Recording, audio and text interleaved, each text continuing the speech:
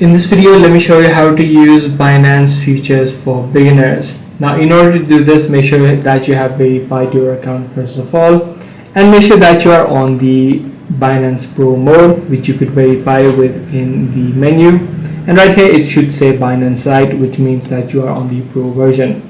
Now, once you're inside of the Pro version, you just need to head over to the Futures tab and make sure that you head over to your wallet first of all and transfer or move your USDT or any other stable coin from your spot wallet to the USDT Futures wallet on the top. So you'll be able to see the wallet being displayed. Either you would say USDT being displayed on the top. So as I said, you need to first of all move your balance from your wallet to the USDT Futures wallet. Once that is done, in order to place your first trade, you need to select the asset or the pair that you're trying to trade. For example, BTC USDT. You'll be able to select different assets being displayed on the drop down menu.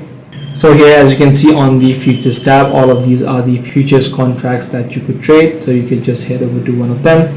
Once you do, you'll need to enter in either buy or sell depending upon what you're trying to do. If you're trying to buy, you need to tap on the buy option. You need to adjust your leverage, and then you need to pick a order type that should be visible on one of these options. If you're just trying to do a market order, just tap on the market order option. Or if you're trying to do a limit order, make sure you tap on the limit order option and then enter in the amount that you're trying to buy. So that's pretty much all there is to it. If this video was helpful to you, be sure to subscribe. I'm going to see you in the next one.